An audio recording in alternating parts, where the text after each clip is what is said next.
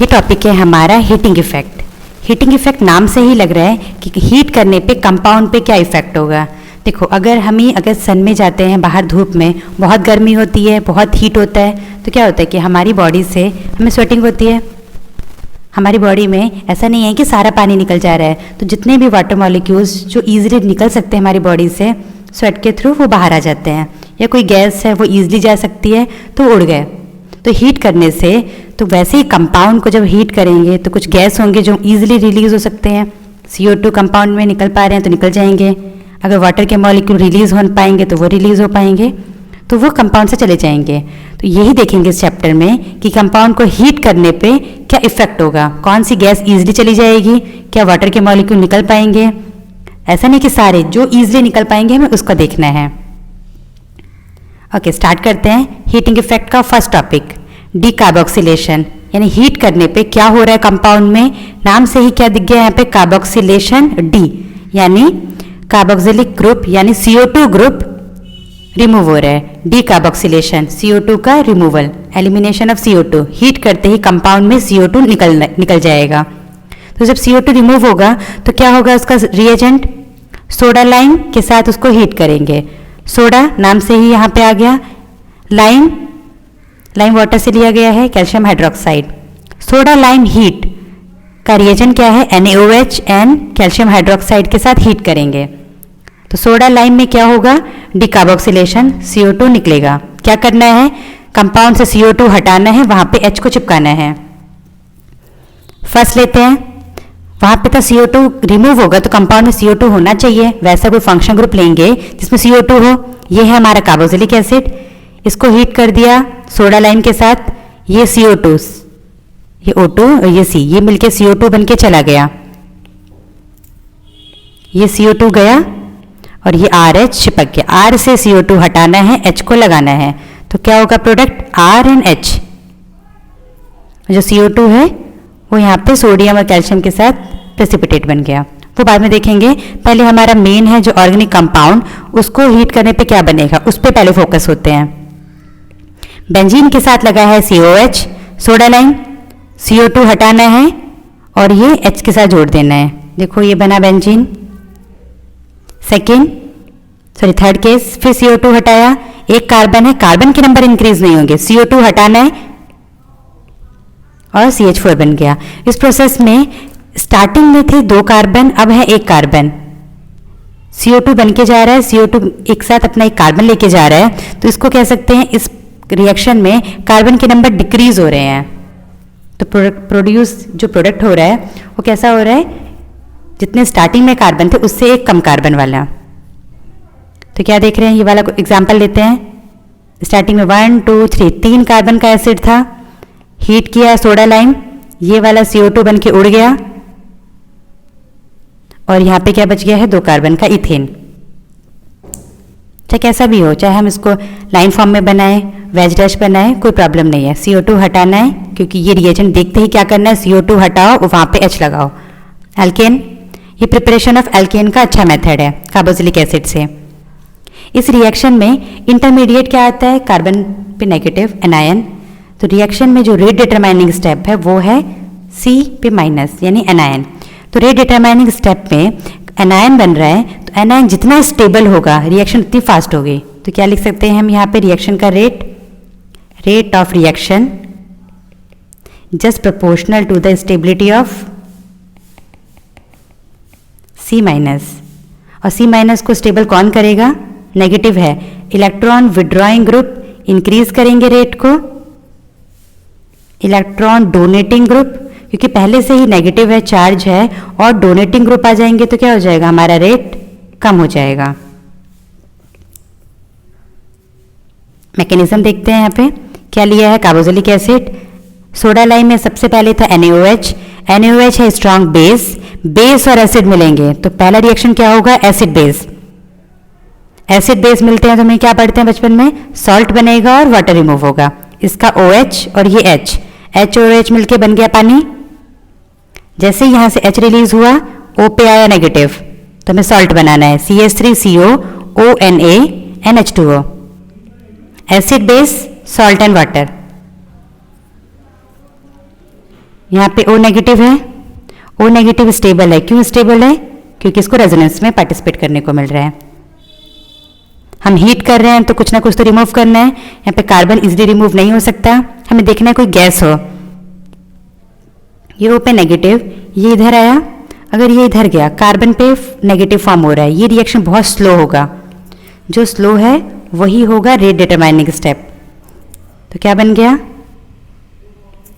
ये इधर आया, ये इस कार्बन पे चला गया, CH3 minus and CO2, CO2 बन के उड़ रहा है। और जो CH3 माइनस बना है ये एनायन, ये एनायन जितना स्टेबल होगा, ये स्टेबल होगा तो रिएक्शन कहाँ जाएगी? फॉरवर्ड। प्रोडक्ट जितना स्टेबल होता है रिएक्शन फॉरवर्ड। तुम अगर स्टेबल बन रहे होंगे तुम जल्दी जल्दी जाना चाहोगे। तो CH3 माइनस बना, फिर उसके बाद पानी से ये क्या ले लेगा? H बन गया CH4। यहाँ था पानी, फर्स्ट स्टेप में निकला था, वही पानी यूज हो जाएगा, बाहर से ऐड करने की जरूरत नहीं है। अब क्या है? CH3 जो माइनस और जो CO2 जो रिमूव हुआ, ये दोनों आपस में भी रिएक्शन कर सकते हैं।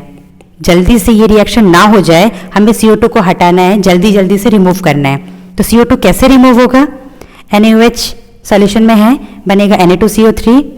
Na2CO3 से रिएक्शन वापस बैकवर्ड जा सकती है, तो बैकवर्ड गया, CO2 रिएक्ट कर जाएगा मीथेन से, इस एनायन से, तो हमें प्रोडक्ट इतना अच्छा यील्ड नहीं मिलेगा। तो क्या करना होगा? Na2CO3 को हमें जल्दी से प्रेसिपिटेट बनाना है। तो क्या यूज़ करेंगे? CaO।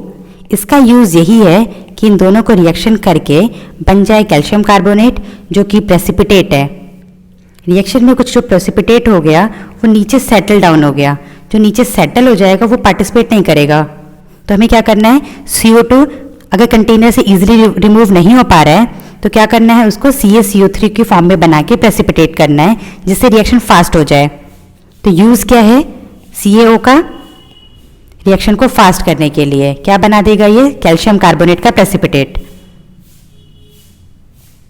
क्लियर? पहले स्टेप में acid base reaction, second step में CO2 रिमूव हो रहा है, थर्ड स्टेप में जो एनायन बना है वो पानी से रिएक्ट करके एल्केन बना। और साइड में रिएक्शन ये लिखी गई है, साइड रिएक्शन है कि हम इसका यूज़ क्यों करते हैं, रिएक्शन को फास्ट करने के लिए। इसमें कुछ क्वेश्चंस लेते हैं। रेट ऑफ डिकार्बोक्सिलेशन देख तो रहे हैं, A, B, C तीनों में COH है। अगर Na है तो भी कोई प्रॉब्लम नहीं है, फर्स्ट स्टेप में Na के साथ रिएक्शन करके दे दिया है। अगर यहाँ H होता तो भी सेम ही रिएक्शन होती, H मान लेते हैं सोडियम की जगह। एसिड सोडा लाइम, CO2 निकलेगा, क्या बनेगा इसका प्रोडक्ट? CH3 तो प्रोडक्ट तो सब में बना लेंगे, पर रिएक्शन पूछा है कि A, B, C में से कौन फास्ट होगा। फास्ट कैसे पता करेंगे? इंटरमीडिएट से। इंटरमीडिएट में बनाया था हमने एनायन, तो जो एनायन स्टेबल होगा, CO2 जब जाता है तो उस कार्बन पे नेगेटिव छोड़ता है, तो नेगेटिव किसका स्टेबल है? ड्रॉ कर लेते हैं। यहाँ पे नेगेटिव, इसमें 3 कार्बन नेगेटिव, एक साइड से प्लस आई, यहाँ पे 2 डोनर ग्रुप हैं, यहाँ पे 3 डोनर ग्रुप हैं। जितने ज़्यादा डोनर ग्रुप होंगे CH3 का क्या होता है? Plus I effect. Donor group ज़्यादा हैं, एनायन को करेंगे अनस्टेबल, तो रिएक्शन का रेट क्या हो जाएगा? A सबसे ज़्यादा, फिर B, फिर C, ये है रेट ऑफ रिएक्शन। डिकार्बोक्सिलेशन में जो इंटरमीडिएट था, इंटरमीडिएट को स्टेबल बनाना है, जितना स्टेबल रिएक्शन फास्ट। फर्स्ट में primary anion 1 degree anion is more stable then second degree is more stable then tertiary 3 degree, तो वही इसका रेट हो जाएगा। इसका सेकेंड लेते हैं एग्जाम्पल। बेंजीन है, ये वाला पार्ट सेम है, सब में COH है, सोडा लाइम वाला ही पार्ट है। तो देखते हैं कौन सी रिएक्शन फास्ट होगी। ऊपर क्या चेक किए थे हम? इलेक्ट्रॉन विड्रॉइंग ग्रुप होंगे, रिएक्शन फास्ट। NO2 विड्रॉइंग, इसका है -M इफेक्ट। नाइट्रोसाइनोसल्फो माइनस आई और -M दोनों, तो नाइट्रो देखेंगे तो बहुत ज़्यादा विड्रॉइंग है। Cl का लेंगे हम लोग -I, CH3 plus H। Donor group अगर है तो क्या करेगा वो? सबसे अनस्टेबल, तो रिएक्शन हो जाएगा A फास्ट, फिर B, फिर C। इसका भी यही ऑर्डर है रेट का। क्या देखना है हमें? एनायन की स्टेबिलिटी। इस केस में नेगेटिव आएगा इस कार्बन पे, यहाँ ड्रॉ ही कर लेते हैं। CH3 CH2 माइनस,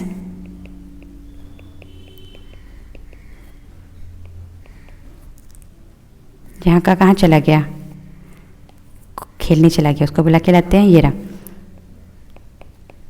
नेगेटिव, बाकी सारे CO2 रिमूव हो गए।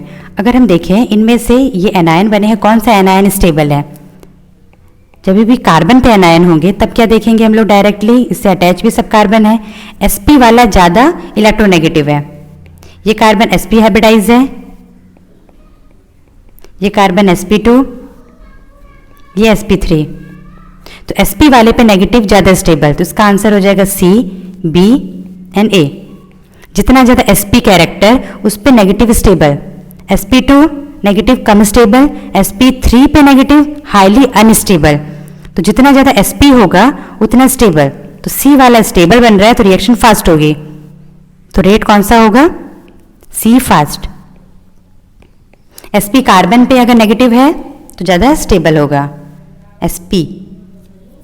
sp वाला ज़्यादा इलेक्ट्रोनेगेटिव होता है।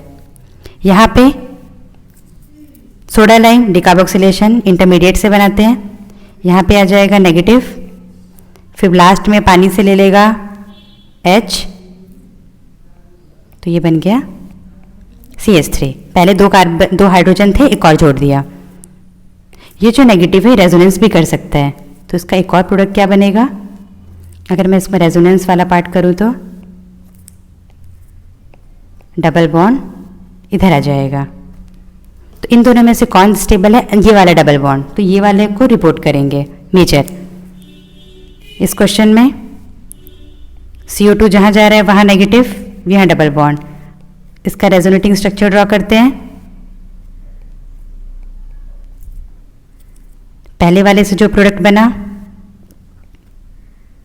ऐसा, दूसरे से बना ये, तो पर इस केस में रेजोनेटिंग वाला ज़्यादा स्टेबल है, तो ये वाला बनेगा मेजर, ये वाला इसका मेजर, ये माइनर। तो नेगेटिव साइन आ रहा है तो ध्यान रखेंगे, रेजोनेंस कराएंगे और फिर देखेंगे कि कौन सा स्टेबल है। रेजोनेंस के लिए अल्टरनेट होना चाहिए पाई बॉन्ड, तो अल्टरनेट पाई बॉन्ड है, नेगेटिव साइन अल्टरनेट पे है तो रेजोनेंस होगा, तो रेजोनेंस है तो उसके अकॉर्डिंग देखेंगे कौन सा स्टेबल है। इस केस में यहाँ नेगेटिव साइन आया, कोई रेजोनेंस नहीं हो सकता है, एनायन में कोई शिफ्टिंग नहीं होती है, तो इतना ही बनेगा। यहाँ नेगेटिव, रेजोनेंस हो सकता है, करेंगे रेजोनेंस, यहाँ नेगेटिव, पर इसमें कोई और ग्रुप लगे नहीं है तो ऑल पोजिशंस आर आइडेंटिकल, कुछ भी ड्रॉ कर लेंगे दोनों एक जैसे हैं, ये और ये आइडेंटिकल, एक ही प्रोडक्ट बनेगा। क्या देखा अभी हमने? डिकार्बोक्सिलेशन हीटिंग का फर्स्ट पार्ट। डिकार्बोक्सिलेशन का रिएजेंट क्या था? NaOH CO heat. बोलो 3 बार, याद हो जाएगा। CO2 उड़ जाएगा, वहाँ पे क्या करना है? CO2 को हटाना है और H लगाना है। इंटरमीडिएट है एनायन, एनायन जितना स्टेबल होगा रिएक्शन उतनी फास्ट होगी। एनायन रेजोनेंस में पार्टिसिपेट कर सकता है, पार्टिसिपेट करके देखेंगे। अगर हम अच्छे लेवल के क्वेश्चंस कर रहे हैं, लेवल 2 लेवल 3, तो उसके अकॉर्डिंग मेजर प्रोडक्ट बनाएंगे। इसमें एक और चीज़ ऐड कर देते हैं, ये जो कार्बन है इसको मैंने स्टार मार्क बनाया, तो जो CO2 निकलेगा वो भी कौन सा निकलेगा? स्टार मार्क वाला। यही C निकल रहा है, तो जिस ये कार्बन पे जो जो साइन होंगे वो इसी पे रहेंगे। अगर ये आइसोटोप 14 वाला है तो ये भी 14, तो ध्यान रखना है। Okay, thank you. इतना ही था इसमें, फिर नेक्स्ट क्लास में देखेंगे हम लोग डिकार्बोक्सिलेशन का दूसरा पार्ट।